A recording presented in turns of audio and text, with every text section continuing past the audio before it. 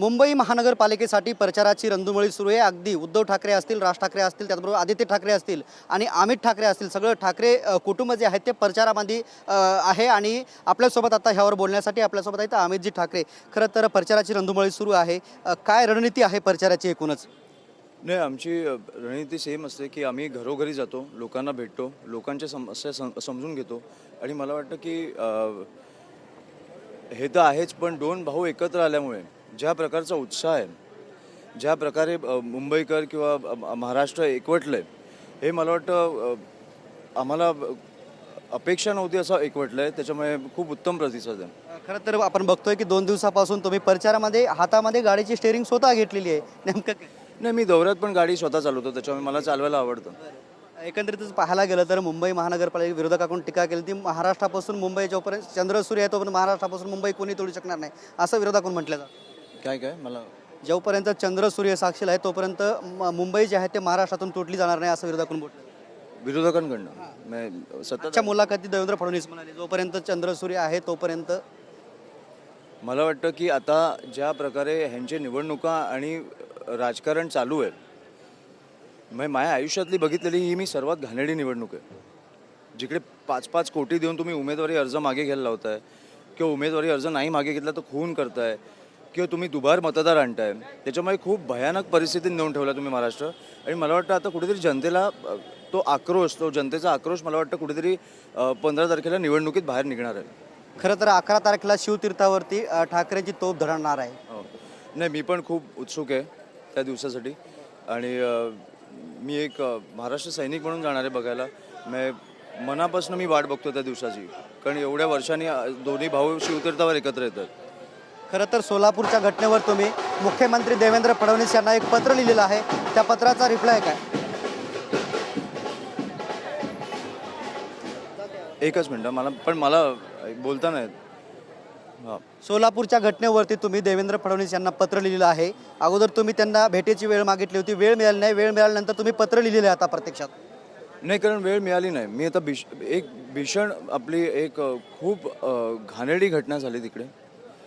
उमेदवारी अर्ज मागे न घेण्यासाठी खून झाला आणि मी त्या परिवाराला भेटून आलो। माझ्या पॉलिटिकल करिअरमधला सगळ्यात घाणेरडा दिवस होता। मला कळलं नाही मी काय करू तिकडे। जेव्हा एक मुलगी बोलते की मला माझे वडील परत पाहिजे, मला काय करायचं कळलं नाही।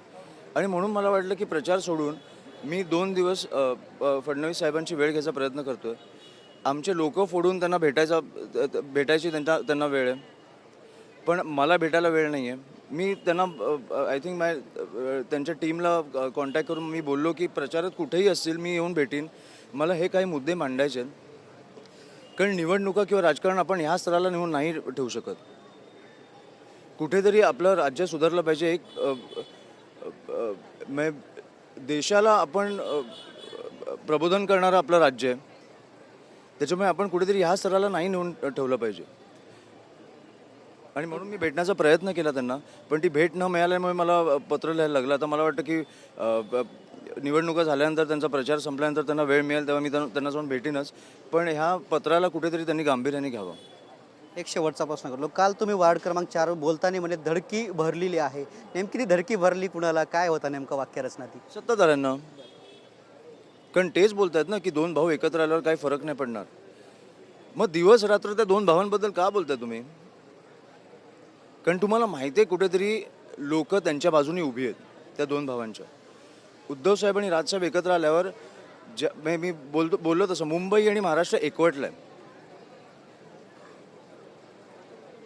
बरं। आणि ह्यांनी ज्या प्रकारे विकास केला ते आपण बघितलंय की 70 ठिकाणी बिनविरोध निवडून आलेत निवडणुकीच्या आधीच। ह्या सगळ्या घटना व्हायच्या नाहीत, त्याच्यामुळे त्यांचा जो राग आहे आणि 2 भाऊ एकत्र आल्याचं जे प्रेम आहे ते मला वाटतं जनतेचं 15 तारखेला बाहेर निघेल। खरं तर प्रचार करताना मुंबईकरांचे काय अनुभव आहेत? आज तुम्ही 2-4 दिवसापासून प्रचार करतात, आज मितालीताई आहेत, अनुभव काय आहे ते प्रचार करता? नाही, शशांक हा आमचा कॉलेजचा मित्र आहे आणि त्यांची आई उभी आहे म्हणून मिताली आज मला वाटतं सपोर्टसाठी आली आहे। पण खूप आनंदाचा दिवस होता माझ्यासाठी जेव्हा ताईंना तिकीट मिळालं, सगळ्यांना आमच्या ज्या उमेदवारांना तिकीट मिळालं, आणि आम्ही सगळ्यांसाठी 100% देतोय। मला वाटतं शिवशक्तीचे प्रत्येक उमेदवार रेल्वे इंजिनवर आणि मशालीवर निवडून येणार। आणि आमचा महापौर 16 तारखेला बसणार. निश्चितच हे होते अमित ठाकरे. आमचा महापौर जे आहेत ते 16 तारखेला बसणार असल्याची प्रतिक्रिया अमित ठाकरे यांनी दिलेली आहे. कॅमेरामॅन हरिमनीसह मी रमेश चेंडके, TV9 मराठी, महाड, मुंबई.